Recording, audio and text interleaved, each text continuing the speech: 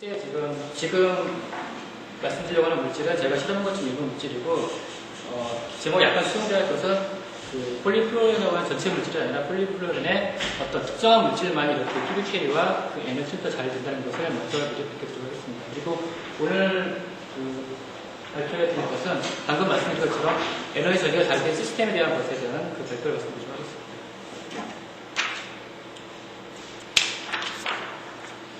전반적인 이해를 돕기 위해서 최근 삼성 SDI에서 발표한 256칼라 2인치짜리 그리고 이 용도로서는 지금 모바일 폰 디스플레이를 쓰려고 하는 거에 대해서 먼저 말씀드리겠습니다. 이 물질은 유기엘로 저분자 유기엘로 하는 물질이고요. 지금 저분자 유기엘은 거의 역사가 15년 이상 되어 있는데 현재 지금 거의 상용화 단계까지 와 있습니다. 그리고 지금 다음에 말씀드리고 있는 지금 노트북이나 그 다음에 액티브 월페이퍼, 그 다음에 액티브 클로징, 그 다음에 오토모티브에 들어가는 재료, 그 다음에 비디오 와치, 그 다음에 여기에 나와 있지 않지만은 PDP와 LCD TV와 경합하기 위해서 나중에 이제 대면 접했을 경우에 UDL로 만든 TV가 가능성을 적용할 굉장히 상당히 무궁한 그 가능성을 가지고 있는 물질입니다.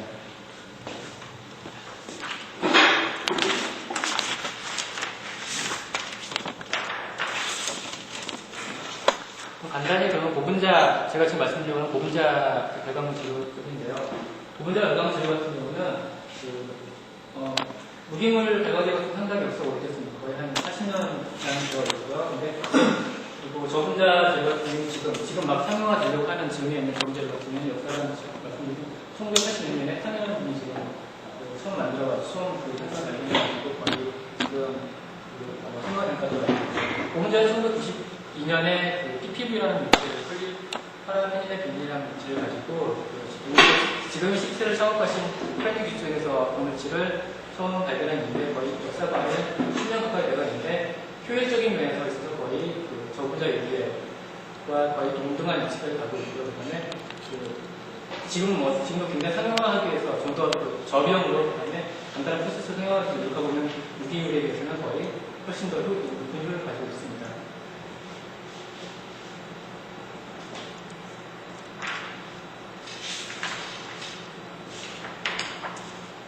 그럼 간단히 보분자 발광 물질의 장점 말씀드리도록 하겠습니다. 저분자 물질 같은 경우는 모든 프로세스 과정의 지공물질과 이력으로 가져옵니다. 지공물질이라는 과정이 굉장히 고비용을 요구하고 그다음에 단계 복잡하기 때문에 굉장히 성업하는 데 굉장히 많은 애로점이 있는데 보분자 같은 경우는 일단 용액에 유기용면에 살렸기 때문에 스핀코팅이라는 방법, 지금 스핀코팅 방법에서 쉽게 테스팅할 수 있습니다. 물론 지금은 스핀코팅 가지고는 상용화에 접근하기 어렵기 때문에 지금 잉크젯을 이용하거나 아니면 PMDS라는 몰드를 이용해서 이렇게 스탬프하는 방식으로 하는 방식으로 패턴을 많이 연구를 하고 있고요. 그다음에 방금 말씀드린 것처럼 이와 같은 프로세스가 간단하기 때문에 상당히 적은 비용으로 만들 수 있는 장점이 있습니다. 그리고 분자, 여기 지금 5번하고 같은 개념인데요.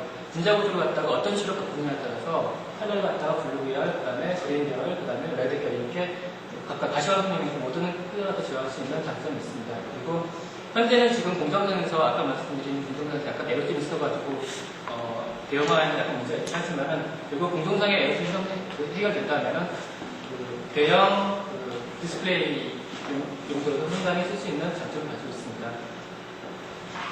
그리고 이 물질의 장점의 또 하나는 이놀게닉 세미컨덕터하고 결합할 수 있는데요. 지금 주로 나오는 보분자 물질 같은 경우는 형광 현상을 이용해가지고 쓰고 있습니다. 형광이라는 것이 양자값으로 보통 3분의 1 정도의 효율밖에 나오지 않기 때문에 인광을 이용한다면 거의 100%의 모든 효율과 제공할 수 있는 장점이 있습니다. 그래서 지금 현재 인광을 가지고 있는 유로피움이나 그 다음에 이해종, 그 다음에 플라티늄 물질 갖다가 보분자에 도핑을 시킴으로써 형광과 인광과 적절하게 결합해가지고 효율과 높이려고 하는 연구도 할 수가 있습니다. 그 다음에 이 물질 가장 큰 장점을 쓰는 이유는 또 하나는 플렉서블 디스플레이로서 쓸 수가 있다는 장점이 있습니다. 그러나 아직까지 이 물질은 상업화가 아닌 개발 단계이기 때문에 문제 물질은 개발 단계 때 여러 가지 문제점이 있고 있는데요. 첫 번째 문제점이라고 볼 수 있는 것은 스테빌리티 문제가 있습니다. 이거는 제가 나중 장에서 말씀드렸지만은 저희가 만들기는 블루 물질을 만들었는데 실제 소자를 만들어서 제어하고 그다음에 분자시켜 보니까 나중에 다른 분자의 어떤 디펙트에 의해서 또는 다른 것들 때문에 블루가 아닌 그린이나 레드까지 색이 이동하는 단점이 있고요. 스테레오티프 문제고요. 이번 스테레오티프 문제는 그 소재의 지단에서라기보다는 물질 자체에서 합성하는 과정에서 고분자라는 것이 저분자와 달리는 그 분자량 분포도 있고, 그 다음에 분자를 만들었을 때 분자 사이에 총류가 모두 완전히 잡아주는 장점이 있고, 그 다음에 분자 간에 어떤 꺾이는 킹크와 같은 디펙트 때문에 이와 같은 스테빌리티 문제가 많이 생겨나고 있습니다. 그래서 지금 재료를 연구해주시는 분들이 이와 같은 스테빌리티 문제를 가장 많이 연구하고 있고요. 이 스테빌리티 문제가 해결된다면 결국 라이프타임까지 소자를 만들어가지고 만약에 100칸들을 쓰겠을 경우에 라이프타임을 한다면 그의 반절, 50칸들까지 그 소자의 효율이 떨어질 때의 시간을 재고 있는데요. 보통 사업하기에서는 10,000시간 이상 되었다고 얘기하고 있습니다. 근데 저분정 같은 경우는 거의 지금 10,000시간 이상 넘는 것이 많이 나오고 있는데, 고분정 같은 경우는 그린이나 레드 같은 경우는 어느 정도 나오긴 하는데, 특히 제가 말씀드린 플로어링 계통의 블루물질 같은 경우는 100시간에 1000시간, 그 다워에서는 10,000시간까지 간단히 얘기를 하는데, 그거는 그 앰비언트뿐이 아니라 블록박스 만들기 때문에 실제 소자를 작동시키는 그 같은 환경에서는 1000시간을 넘는 게 굉장히 힘든 것이 라이프타임이 굉장히 큰 문제가 있고요. 아까 말씀드린 것처럼 아직까지는 패턴이 소자를 만드는 게 패턴이 큰 문제가 있습니다. 또 고분자 대형화했을 경우에, 대면적화했을 경우에는 고분자 필름을 어떻게 비율하게 하느냐. 고분자 두께가 할 경우에는 그리고 홀하고 전자가 리코미네이션 하는 과정이기 때문에 그 리코미네이션은 그런 영역에 다를 수가 있습니다. 그래서 이와 같은 그 시퀀스도 상당히 중요하기 때문에 고분자는 저분자에 비해서 캐리어 원리가 낮기 때문에 아무래도 효율적인 면에서도 해주시는 단점이 있습니다. 그래서 그 재료적인 측면에서 이와 같은 스테빌리티나 그 다음에 라이프타임, 그 다음에 캐리어 원리를 높이기 위한 노력을 많이 하고 있습니다. 여기 보여주는 건 지금 초창기에 나와 있던 PPV 물질이 되어 있고요. 그 다음에 이거는 지금 제가 연구하고 있는 폴리플로렌 물질입니다. 지금 구보한 위치에 지금 RGB에 붙인 이유는 프로세싱을 좋게 하기 위한 것도 있고, 그 다음에 이 물질 상당히 스티프하고 또 그 패킹할 수 있는 크기 때문에 패킹한다면 제가 나중에 말씀드린 엑시머라는 러브레이션에 대한 형태의 그런 그 옵틱한 성질을 나타낼 수가 있으니까 그걸 방지하기 위해서 지금 이 RGB를 달고 있습니다.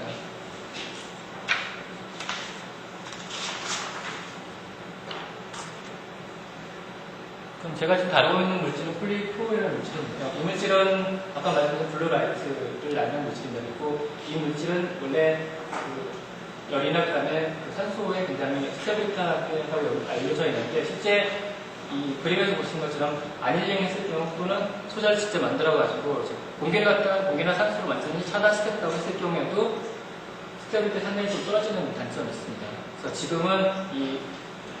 지금 연구 방향 같은 경우는 폴리프로렌 자체만 하지 않고 폴리프로렌과 다른 그 프롬프를 갖다가 코폴리머하는 그런 형식으로, 또는 지금 제가 하려고 하는 것이 블렌드해가지고 효율을 높이거나 아니면 이걸 안정성 높이려고 하는 연구를 많이 하고 있습니다. 그 다음에 이 프로렌 물질은 그 pL이 굉장히 높고요. 이 포토루미스트는 야구이나 pL이라고 부르습니다.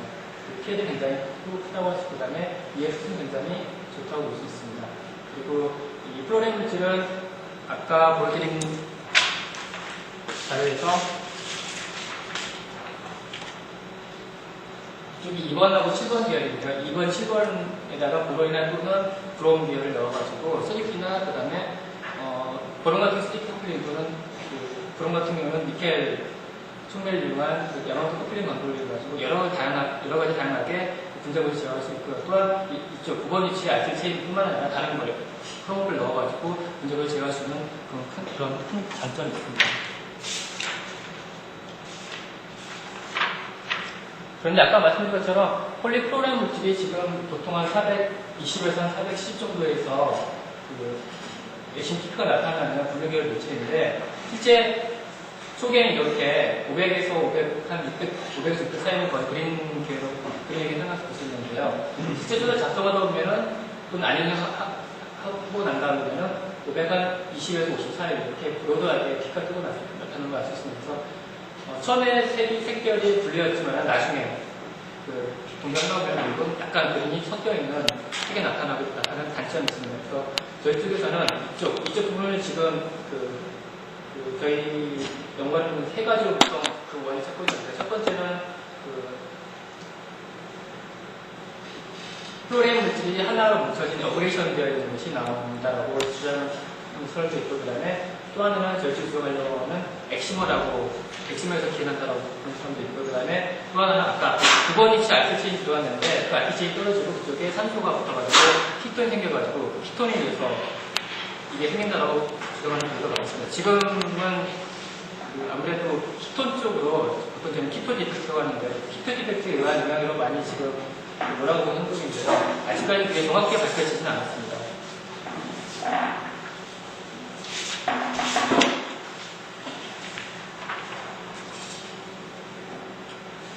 이쪽에 보여드린 것은 엑시머를 말씀드리고 있는데, 엑시머라고 하면 지금 이렇게 엑사이트된 플리프렌 플로로포하고 그다음에 그라운드 스피드 되어 있는 아직 엑사이트 되지 않은 플로렌 분자 이렇게 인접하게 되었을 경우에 분자가 됐을 경우에 엑시머라는 현상이 생깁니다. 이럴 경우에는 만약에 이 엑사이트 하나만 존재했을 경우에는 아까 처음 말씀드린 420에서 460 사이에 있는 그와 같은 폴리프렌 자체의 오리지널 피가 뜨게 되는데, 만약 이와 같이 인접한 곳에 그라운드 스피드의 폴리프렌 탓이 있게 된다면은 혼직이 시간이 좀 더 길어질 것 때문에 아까 말씀드린 520나노미터 이하에서 피크가 뜨게 되는 그와 같은 현상을 설명드리고 있습니다.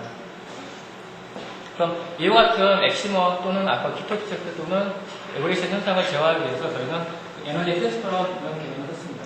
에너지 트랜스퍼라고 하는 것은 하이에너지 가진 도너하고 그 다음에 그거보다 좀 더 낮은 에너지 스테이트를 가지고 있는 어펙터를 이용하는 개념입니다. 그래서 도너의 엑사이트된 스테이트가 억셉터와 다이폴라이트 인터랙션에서 에너지를 교환하게 됩니다. 그러면 도너의 에너지가 억셉터 넘어가고 억셉터에서 엑사이토니 디소시에이션 되면서 빛이 나게 되는 그런 개념을 이용하고 있습니다. 이 개념은 전에 1940년대에 밝혀진 테스터라는 분이 만든 테스터 메커니즘에 의거하는 거라고 보고 있습니다. 그러면 이와 같은 도너 억셉터 에너지 트랜스퍼 메커니즘 대비해서는 한 가지 중요한 상대 조건이 있는데, 그거는 다음과 같이 도너의 에너지하고 억셉터 건수가 서로 이렇게 오버랩되어야 되는 조건이 있습니다.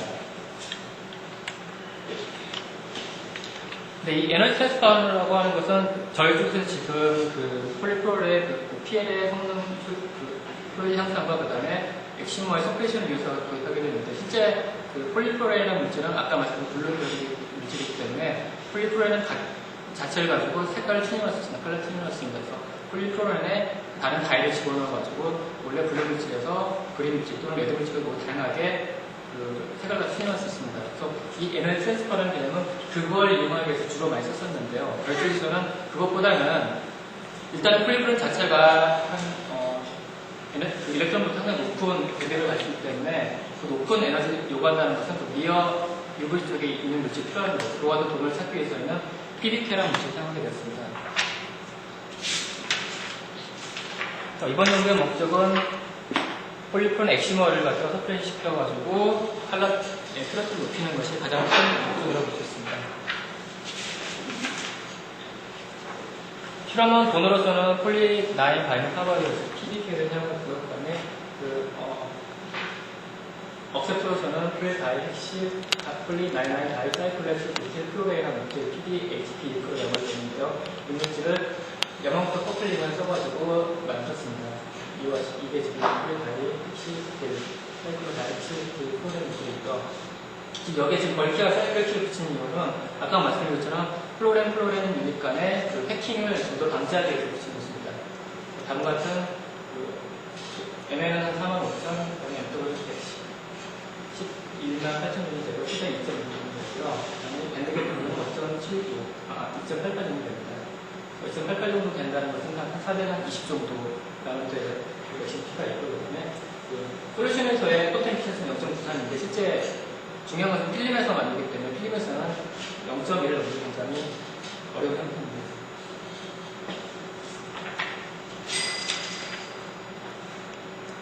빨리 하도록 하겠습니다. 샘플은 솔루션으로 필름을 만들고 필름은 스팀부트에서 만들었습니다. 두께는 750나노 정도고요. 다음 그림 PBK하고 사이클로 다이헥실 플로렌 물질인데요. 물질에 지금 UV와 킬을 좀 보이는데 아까 PBK의 엑시머라는 말을 말씀드렸는데, PBK는 그 빛이 내는 부분이 그 보라색이나 아니면 자외선 쪽으로 넘어가는 부분이기 때문에, 그리고 이 PBK라는 물질은 혼식이 되어 있지 않기 때문에 서로 인접하죠. PBK, 그 바이닐 카바존과 유니콘이 이렇게 파시를 이끌게 되면서 약간의 혼식이 일어날 수 있고, 만약에 플리이크를 쓸 경우에도 혼식이 일어날 수 있습니다. 그래서 아까 말씀드렸지만 파실보다는 플리에서 코팅에서 좀 더 길기 때문에 다음에 마친 피크를 나타내는 거지만 375에서 파실 이끌에 엑시모가 나타나고 410에서 플리 이끌에 엑시모가 나타납니다. 그리고 폴리사의 그 PDHD 또는 410 정도에서 피크가 나타내고 있고요. 이 두 개의 물질을 그 옵티컬한 데이터를 합치게 되면은 다음과 같이 겹쳐지는 부분이 있습니다. 이 겹쳐지는 부분을 통해서 저희는 테스트 에너지 트랜스퍼를 이용할 수 있음을 확인할 수 있습니다. 네.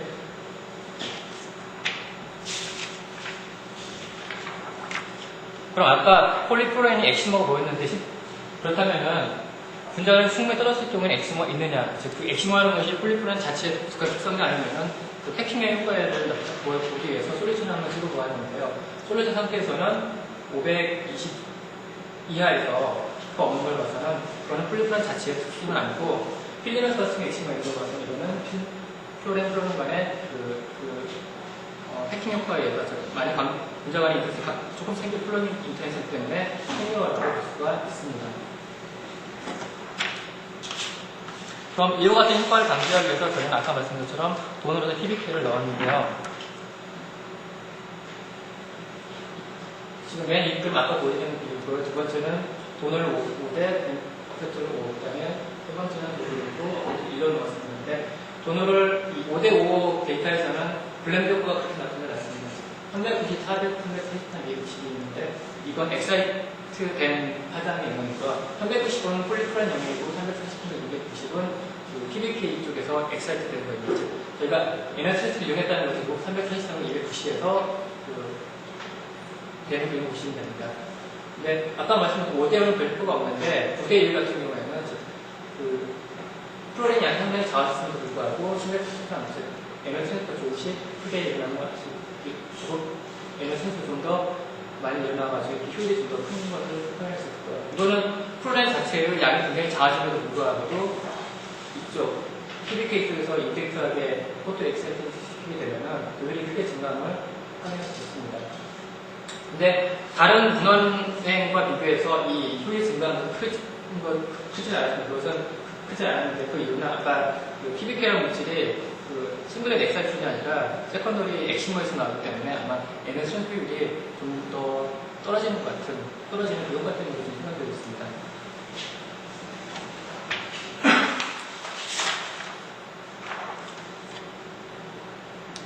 아까 보여드린 것들을 갖다가 이같이 각각의 파장별로 지금 파장과 그 다음에 웨이트 레이쇼에 따라서 지금 보여드리는 건데, 지금 보여드릴 것은 이 390에서는 거의 동일한 피크를 나타내고 있습니다. 지금 엑시머를 보여드리고 있는데요. 343에서는 지금 5대5의 경우에도 계속 엑시머가 좀 있는데 9대1의 경우에는 녹색인데 엑시머가 많이 사라진 걸 확인했습니다. 즉 9대1의 경우에는 효율도 조금 효율도 약간이나마 증가할 수 있고 엑시머도 사라지는 걸 확인했습니다. 그러면은 한 가지 의문이 생길 수 있는데 PBK의 PL 영역하고 폴리프로렌의 PL 영역이 상당히 비슷한 영역이 있었습니다. 그래서 이 부분이 정확히 에너지 트랜스퍼에 의한 것인지 아니면 PBK에 의한 것인지 아니면 폴리프로렌에 의한 것인지를 갖다가 분하기 위해서 다음과 같이 실험하게 되었는데요.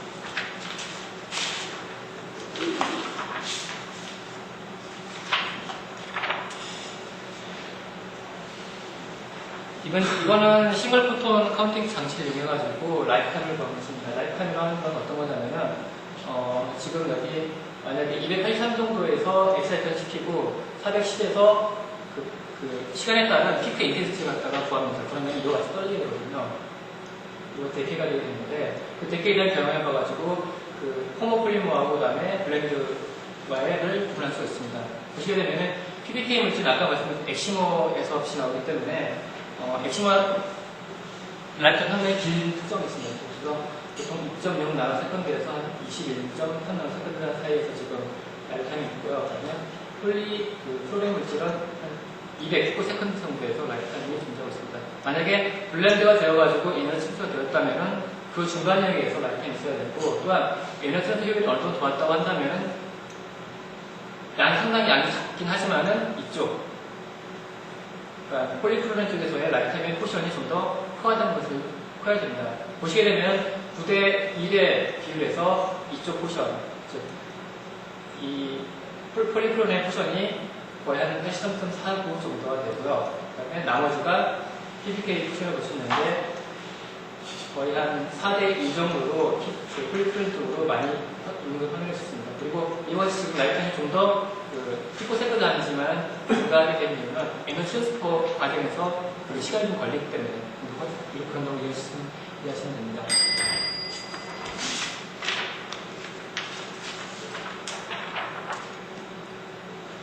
그럼 또 하나 그 확인 단계로서 PBK에서 폴리프로렌으로 에너지가 되는 또 하나 확인하는 것은 다음과 같이 온도를 낮추는 크라우스 테스트에서 피해를 찍었을 때의 그 피해를 한번 보았습니다. 여기는 지금 홈플리머의 피해를 보여주고 있는데요. 온도가 낮아짐에 따라서 이쪽 PBK 쪽에서는 그 풀리프리시된 엑시머에서 파셜 리프리시된 엑시머로 지금 PLA 특성이 변하고 있습니다. 그거는 온도가 높은 상태에서는 고무장 온도량 간의 인터랙션이 강하기 때문에 이급이 될 수 있는 확률이 커집니다. 그렇기 때문에 이렇게 나타나게 되고요. 온도가 낮으면 낮을수록 고무장 스텝이기 때문에 파실의 증세가 많이 나오게 되고요. 그 다음에 온도가 낮을수록 더 이와 같이 PLA 증가하는 경우는 캔칭되는 거예요. 엑사이팅이 생성돼가지고 디펙트로 캔칭되거나 또는 열로 쏟아질 수 있는데 그 영향이 온도가 낮을 때는 적기 때문에 이렇게 나타날 수 있습니다. 블렌드 같은 경우에 피해를 보시게 되면은 다음과 같이 온도가 보다 낮았을 경우에는 PBK로 나타나고 폴리프로 나타납니다. 근데 온도가 증가하게 되면서 상온을 찍었을 경우에는 PBK 쪽은 거의 사라지고 플로레만 나타납니다. 이걸로 봤을 경우에도 아까 말씀드린 것처럼 PBK에서 폴리프로렌으로 에너지가 저지됐다고 확인했음을 말씀드리고 있었습니다.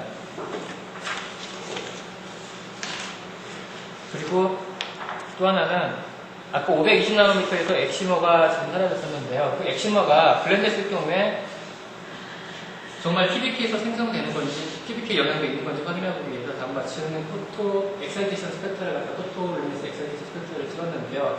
이 장치의 원리는 400, 여기 지금 만약에 이걸 보시게 된다면 425나노미터로서 엑시머가 그 MH를 보정시켜 놓고 그 엑사이테이션에서 스캔하게 됩니다.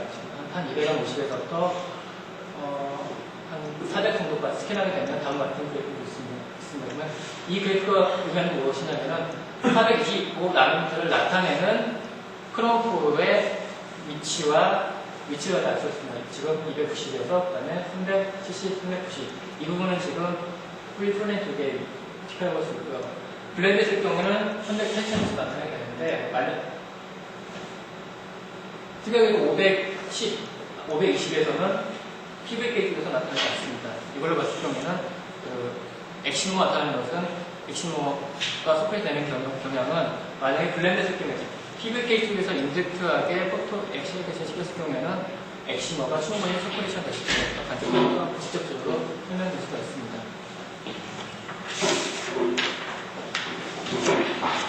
결론인데요. 이전 같은 경우를 봤을 경우에 엑시모가 나타나는 폴리프로렌 같은 경우에는 즉 다이사이클레틸 플로렌 같은 경우에 엑시모가 나타나는데 이 물질의 PBK를 갖다가 블렌드 했을 경우에는 충분히 그 엑시모를 갖다 스프레드 할 수 있고 따라서 컬러 퓨리티죠. 블루 그 컬러에서 그린 컬러로 이동할 수 있는 가능성을 갖다가 충분히 제거할 수 있는 여지를 만들 수 있다고 말씀드리고 있습니다.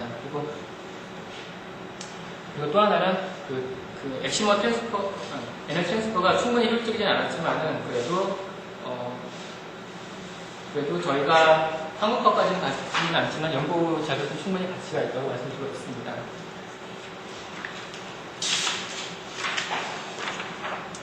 이 실험은 삼성 종합기술원 이플리머 랩에서 주로 실험을 하였고요. 그 다음에 아까 PCSPC, 즉 라이프타임을 제거하는 이화여대 임영 박사님 쪽에서